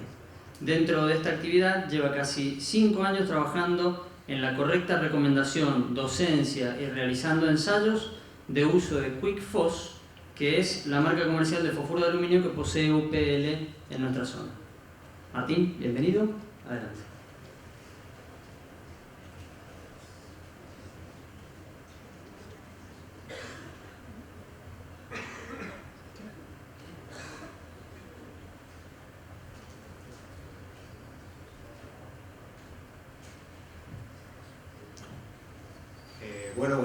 Buenas tardes a todos. Muchas gracias, Manuel, muchas gracias a la asociación por la oportunidad. Nos toca desarrollar un poco la parte de tecnología en la parte de fumigación. La idea de la presentación es dar algunas pautas con respecto al uso del fosfuro de aluminio, que es una herramienta a nivel mundial de amplio uso, pero que en la zona lamentablemente hay poco conocimiento, ¿sí? Ahí un poco en sintonía con lo que se viene desarrollando. Nosotros podemos hacer todo muy bien desde el campo, pero bueno, una vez que llegamos, secamos y todo eso, podemos empezar a tener algunos problemas en el almacenaje, y el fosfuro es una herramienta para evitar este tipo de inconvenientes, ¿sí? Esa diapositiva no dice mucho, pero bueno, la idea era presentar un poco la empresa.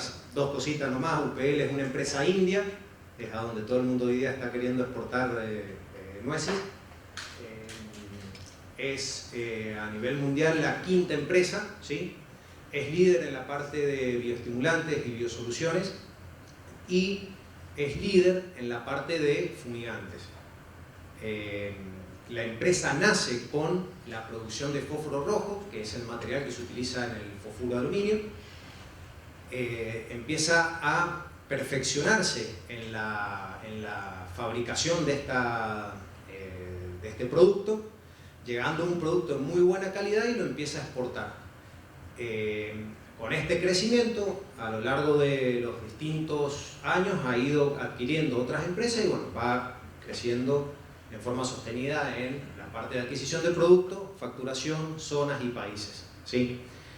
Lo importante de esto, bueno, nuestra marca comercial es el QuickFos. La idea es un poco desarrollar el producto.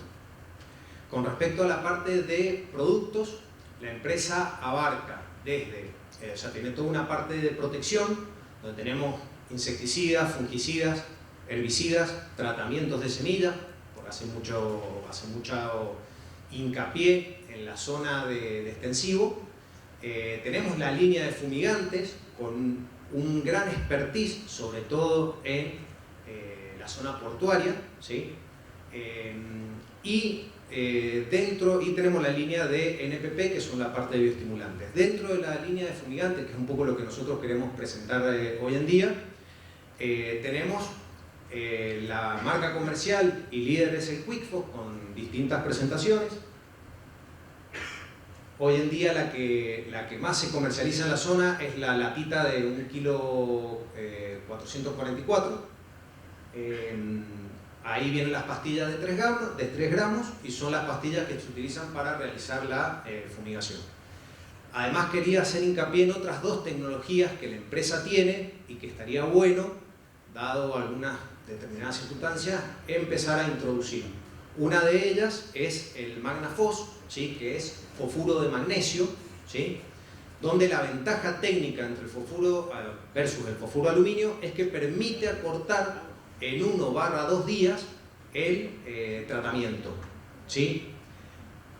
La otra ventaja es que este producto no viene en pastillas, sino viene en mantas, lo cual hace un poco más aséptico, por así llamarlo, el proceso de fumigado, porque no te deja el resto de la pastilla en la mercadería en caso de que no se haga con cuidado la aplicación. Después, la otra parte, lo que se viene trabajando mucho en la zona, son los generadores de fosfina. Acá lo que se combustiona es prácticamente un fosfuro de aluminio que está arriba del 87% de pureza, ¿sí? Esto es un generador que tiene una circulación forzada y la ventaja de esto es acortar muchísimo los tiempos de tratamiento.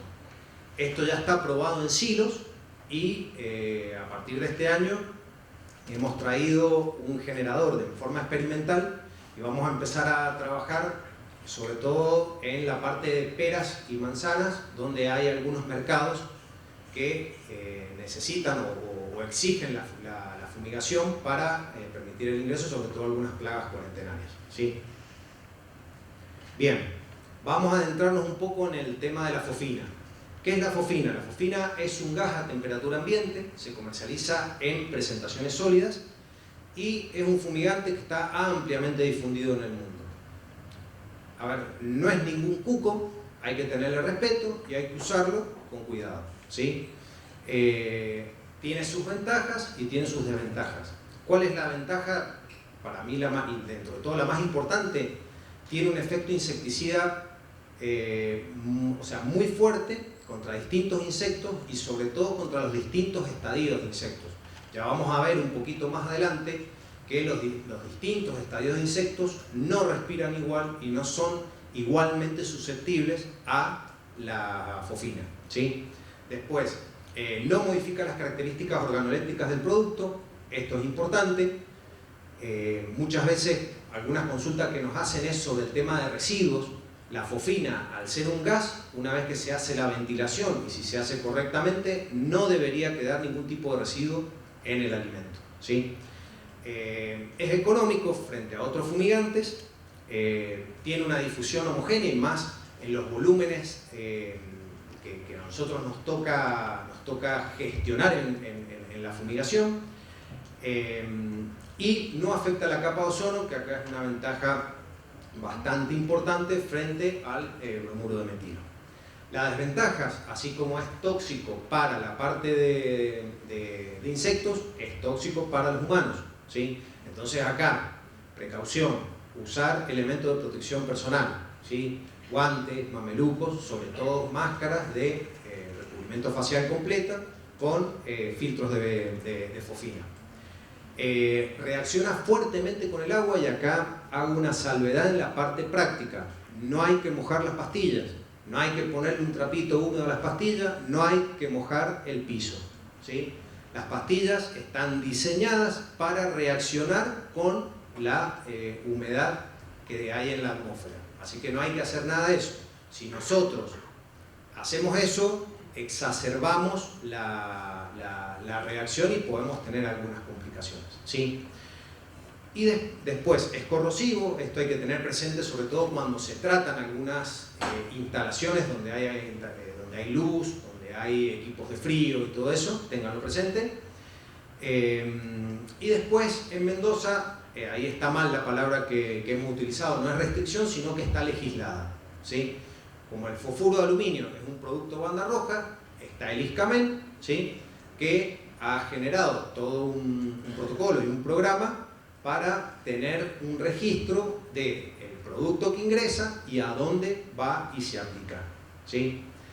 Nosotros dentro de UPL venimos trabajando ya hace 5 o 6 años en la docencia del producto, hemos trabajado mucho con la asociación, ¿sí? La Asociación de Frutos Secos, también con Azocamen en la parte de ajo y con otras instituciones públicas y también privados en la docencia de este producto, ¿sí? Nosotros llegamos hasta ahí, el ISCAMEN es el que legisla, nosotros todo lo que necesiten los clientes en cuanto a conocimiento del producto lo vamos a dar.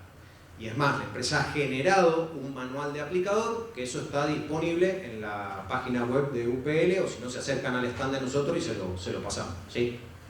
Bien, vamos a adentrarnos a la parte de la reacción química.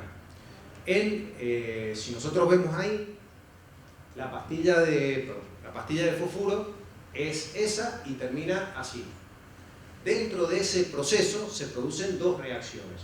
Una es el pasaje del fosfuro de aluminio en contacto con la humedad ambiental a la fofina y al hidróxido de aluminio, que es el residuo que queda, ¿sí? Y la otra, que es una reacción de seguridad, que es el carbamato de amonio. El carbamato de amonio es netamente seguridad.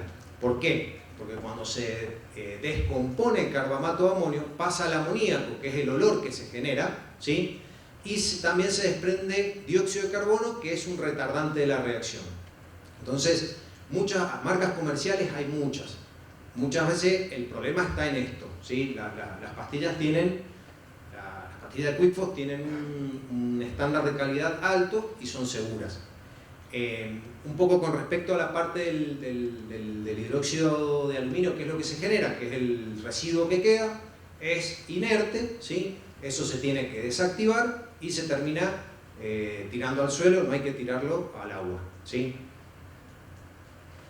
Con respecto a dónde puede utilizarse, se puede utilizar en un montón de lugares, ¿sí? Para tratar materias primas, entre ellos, bueno, frutos secos, granos, semillas, se puede tratar frutas, se puede tratar flores. En Colombia se vende mucho para tratar flores, yo no lo sabía hasta que empezás a investigar un poquito. También se pueden tratar estructuras como son pallets, estanterías para reducir poblaciones de insectos, y también estructuras vacías, ¿sí? Ahora vamos un poco a la parte de manejo. Hay determinados factores que generan o nos dan el éxito de una correcta fumigación, ¿sí? El primero de ellos es la hermeticidad. La hermeticidad es la clave, ¿sí? La hermeticidad es la capacidad que tiene una estructura de contener el gas. Si nosotros trabajamos con mala hermeticidad, no llegamos a las concentraciones de tratamiento, no tenemos efecto insecticida y seguimos teniendo problemas. Al contrario, si tenemos buena hermeticidad, todo lo contrario, llegamos a las concentraciones de tratamiento, ¿sí? Llegamos a las concentraciones letales para la parte de insectos, no tenemos problemas con los operarios, ¿sí? Y hoy tenemos nuestro objetivo. Si ustedes ven ahí, hay dos gráficos, donde el de arriba es un monitoreo de una concentración, o sea, de una fumigación con una correcta hermeticidad, donde se mide la concentración de fosfina en 3 lugares. ¿Sí? Esto tengan presente que es un silo de 10.000 kilos. Entonces toman la parte de abajo, la media y la más alejada. Entonces se ve que se produce la fumigación, se llega a una concentración de casi, creo que son 2.000 partes por millón, después eso se va manteniendo hasta la etapa de ventilación. Fíjense que cuando no hay correcta hermeticidad, que es el gráfico de abajo, no se llega ni siquiera a la concentración de insecticida, que son las 200 partes por millón. Entonces ahí estamos tirando el producto. Bien, de la mano de la hermeticidad viene la dosis. Y acá hay una cuestión clave. Nosotros fumigamos espacio, no fumigamos ni kilos, ni cajas, ni nada por el estilo. Si nosotros en este salón ponemos una cajita de nueces, una cajita de pistacho, una cajita de almendra acá, tenemos que fumigar todo, no los kilos del producto, ¿sí? Eso ténganlo presente, porque muchas veces no, por kilo nada, es por metro cúbico, ¿sí? Y la dosis va a ir de la mano de la hermeticidad. Si nosotros tenemos una excelente hermeticidad, como puede ser un contenedor, ¿sí? Una cámara frigorífica, o un lugar bien cerrado, o un excelente encarpado, también se pueden hacer buenos encarpados, ¿sí? Podemos trabajar con 2 o 3 pastillas por metro cúbico. Ahora, si dudamos de la hermeticidad, bueno, tenemos que empezar a jugar con la dosis, ¿sí? Ese es el único, cuando no se puede trabajar en la hermeticidad, que tenemos, por ejemplo, un silo, donde tenemos la parte de arriba que tiene ventilación y es un silo, no sé, de 25 metros, no se puede tapar, y bueno, vas a tener que jugar con las dosis de pastillas, ¿sí? Después, el otro factor que es muy, muy importante es cuánto tiempo lo dejo, ¿sí? Nosotros me acuerdo en las primeras veces que vinimos con la gente que se dedica a la parte de fumigación, ¿sí? Y empezamos a recorrer los primeros productores, veíamos que la gente agarraba, tiraba las pastillas y a los 2 días levantaba los encarpados. El flaco que venía conmigo se agarraba la cabeza. Entonces ahí empezamos con un trabajo de docencia en el tiempo de exposición. El tiempo de exposición va a estar dado por otros 2 factores que no manejamos nosotros, que es la temperatura y el estadio del insecto, ¿sí? La fumigación tiene 3 etapas. La primera etapa es la etapa de liberación. ¿sí? Nosotros ponemos las pastillitas, ¿sí? Y eso, con la humedad del ambiente, empieza a generar el la fofina, ¿sí? Eso, dependiendo de la temperatura, dura 1 o 2 días, ¿sí? Después viene la etapa de el tratamiento propiamente dicho, ¿sí? Eso se produce recién cuando llegamos por arriba de las 200 o 300 partes por millón de fofina, ¿sí? Esa es la concentración letal para los insectos. Bien, ¿cuánto lo dejamos? Y ahí depende de lo que vimos, depende de la hermeticidad y también depende de otra cuestión, y a tener muy en cuenta, ¿qué estadio del insecto nosotros estamos tratando? ¿Sí? No es lo mismo, ¿sí?, tratar un adulto o una larva que tienen una intensidad respiratoria alta que un huevo o una pupa que tiene una intensidad respiratoria mínima. Por eso hacemos hincapié en los tiempos, ¿sí? Por eso hacemos hincapié en que programen, métanlo dentro de su esquema productivo, que la parte de fumigación necesita su tiempo, ¿sí? Si nosotros cuesta lo mismo hacerlo bien que hacerlo mal. Las pastillas nosotros las vendemos, pero después vas a tener problemas en destino cuando te empiecen a llamar la atención porque tenés polilla o tenés gorgojo, ¿sí? Entonces, el tiempo de exposición va a depender, como dijimos, del estado del insecto y por sobre todo de la temperatura. Cuando nosotros fumigamos en primavera-verano, los tiempos se acortan. Podemos tener 1/2 días de exposición, de liberación, ¿sí?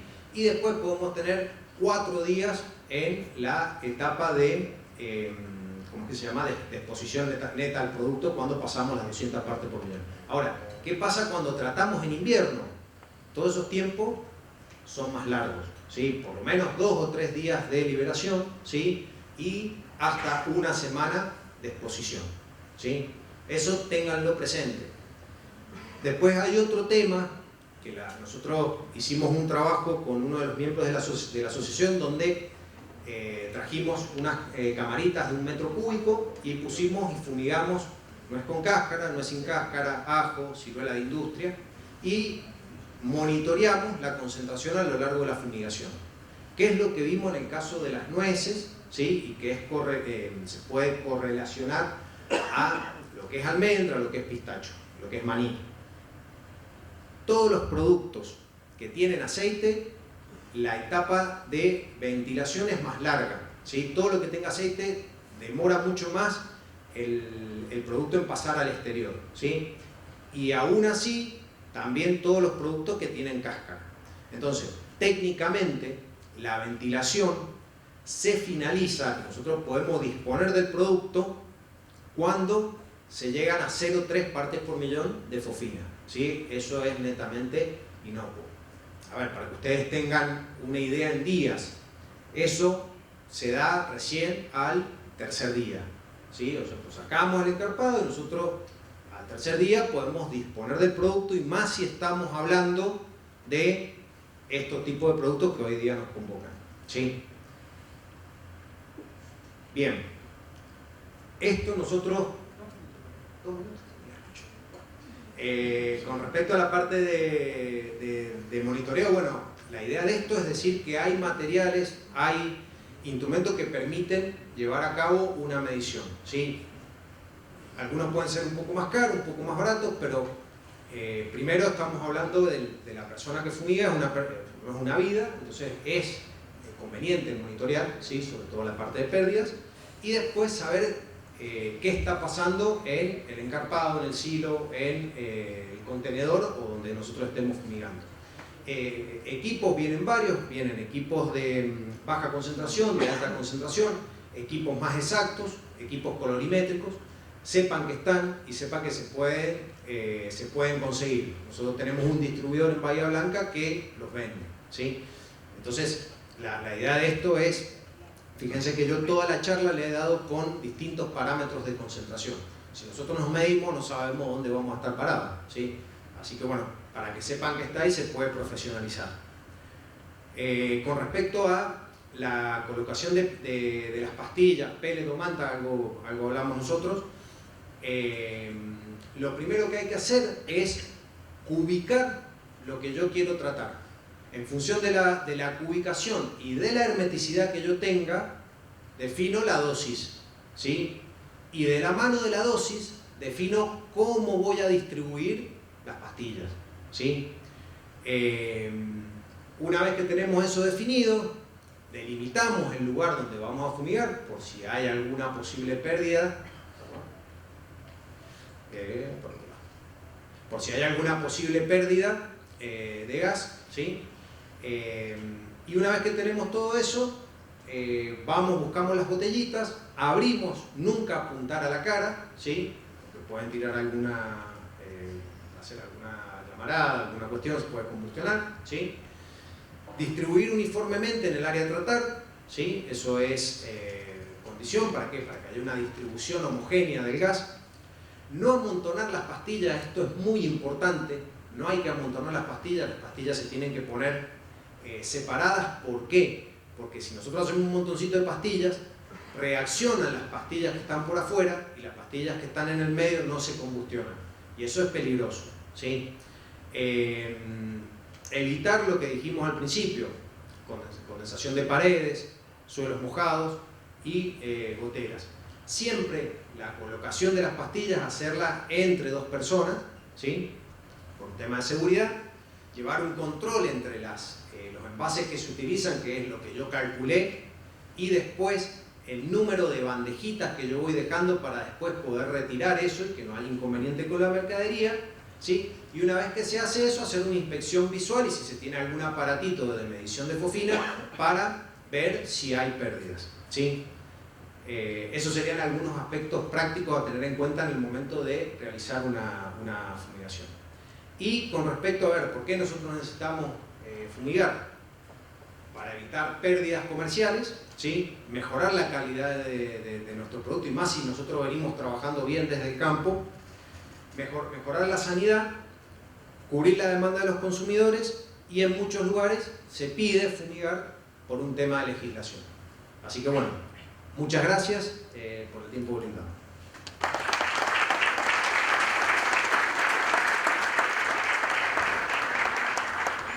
Bueno, gracias a vos, Martín. Bueno, vamos a hacer nuestra pausa de café, trataremos de ser breves, para seguir con dos presentaciones finales del día de hoy, muy interesantes, sobre el mercado interno y sobre cómo articula con la exportación también nuestro mercado interno, que es importante. Así que los esperamos en unos 20 minutos, media hora, que regresen, es muy breve. Recuerden que mañana tenemos salidas a campo, recuerden que las movilidades son particulares, cada uno tiene que agenciarse y disponer de su forma de llegar, y lamentablemente que los cupos son limitados, hemos hecho el mayor esfuerzo posible, pero esa es la condición que tenemos que cumplir. Los esperamos en un ratito por aquí y continuamos para cerrar la tarde. Gracias.